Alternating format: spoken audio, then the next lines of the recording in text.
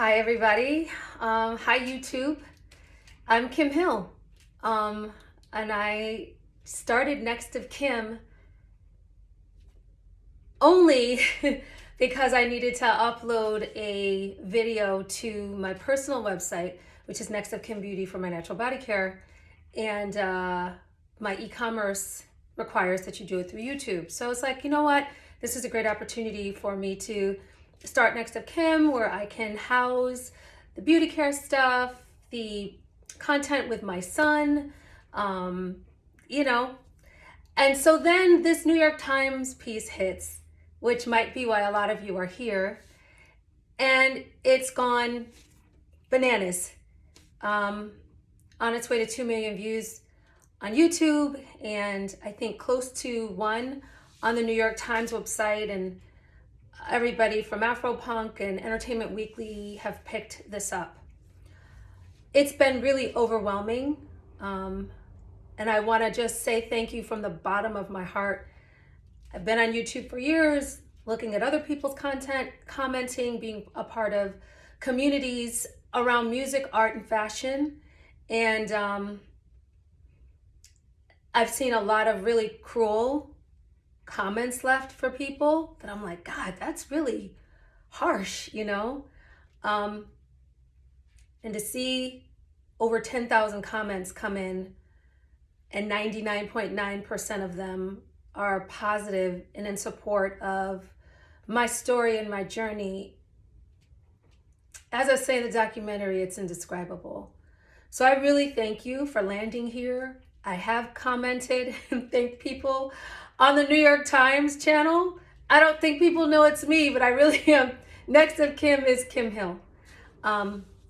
It is Christmas morning in Newark, New Jersey, where I have a home with my 9-year-old son and my mini Australian Shepherd, Mars. And we're very blessed and very happy. And I'm on my way upstate to be with my family, but I would be remiss if I did not just say thank you. I'll talk to you a little bit about what this channel is going to be about, much inspired by this piece and the comments and the outreach from all over the world from you. We'll start by, this is where the New York Times piece was shot, on my porch. And I love this porch. I come out here to pray and meditate, which is how I came to have my happy. And I'll talk about that on this channel too.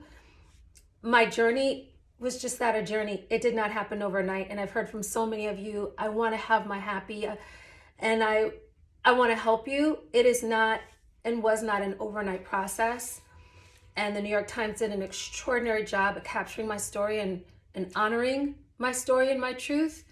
There is more to tell, but I don't want it to ever seem like I just got here and that I always get it right. There were years of interruptions and pain, and you know, the process of becoming a woman, my art, what, you know, there's a lot.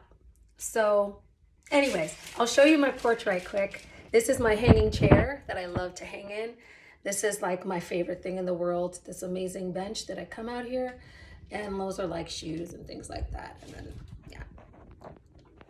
I don't know if I got it back too. And I'm also wearing, I have my happy. That resonated. If there were 1,000 comments I read, 989 of them referenced me saying this. This is really real for me, which is why I had to just take a minute.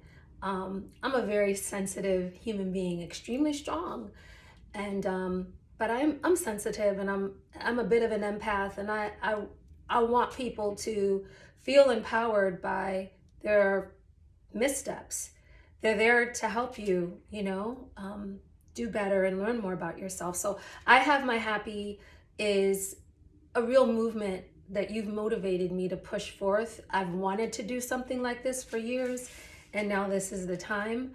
I'll be selling these on Next of Kim Beauty. And proceeds, a percentage of the proceeds will go to, each quarter I'm going to change the organization or foundation I'm working with, and we're going to start with Brown Bag Lady, which is founded by Jacqueline Norvell, a longtime friend who literally takes brown bags of food and brings them to homeless people along Skid Row in Los Angeles, as well as free haircuts, shoes. She does warm clothes and coats and blanket drives. It's an extraordinary movement. It's a real movement. She does this from her kitchen with volunteers. And a big part of my journey started in downtown Los Angeles at a world-renowned producer's house. My first set of demos came out of that area, and it was before downtown had some gentrification, so you were kind of running for your life. But I wanted to start, even though I'm from Syracuse, New York, and I'll be working with a foundation soon, but I kind of wanted to start where this story left off. So anyways, there's that. I also have a shop in Bedford-Stuyvesant, Brooklyn, called Radical Women, where activism and style are inseparable allies. I do a lot of programming around, how gentrification affects communities, how we can be better about ourselves and to ourselves. And I also make natural body care so you ain't funky, naturally. I'll also be doing on this channel, as you saw at the end, that smile, so the first time I saw that clip, the doc, I was sitting right outside of my house and I was running to a panel discussion in Hoboken, New Jersey. And it was a school night and I was going to be getting my son to my friend's house to watch him. And I was running and I stopped to watch it. And I was hysterical in the car when I saw me walking up the stairs. I'd never seen any clips before it actually went live. And I was hysterical. The warmth in my son's smile is why I do what I do. And I feel like I was meant to do this work with him and through him. And even if you're not a parent, you're somebody's daughter or son, and you're important because of that, if that alone, right? But I was hysterical, and I've been a basket case all week when I see that, and then I have my happy. It's just like, and the director, Ben Proudfoot, did an extraordinary job. So I'll be putting up a lot of content that I've never put up on any of my other social media channels before. My son and I started a docuseries called Mother.Hood. And so there's some really funny stuff of just sharing the journey of a single mom and how it can be challenging and really fun, and all the stuff that goes in between. And we have Australian Shepherd Mars, who's really funny. So we have Life on Mars. And then one of the things I'm so impassioned about is I am a living donor. I donated a kidney to my brother in 2011, and he's doing great. And he's ready to tell his story. And as you can see, I'm really transparent. I love to talk. So you'll see some clips about that too. And these are the things that happened once I left and to now. There's been a lot of living, ups and downs, but it's about that work. And a lot of that work happens in spaces like this. In this particular house, a lot of it is on my front porch. I also had a house when I lived in Los Angeles. A lot of that spiritual work happened in my backyard. And I've been very blessed to have homes where I've had space and peace and kind of solace to really do the work that is required to get to having my happy. So I just want to thank you so much. I really hope I really hope you can feel me, that my son and I, my family and I are so grateful for the love and the push.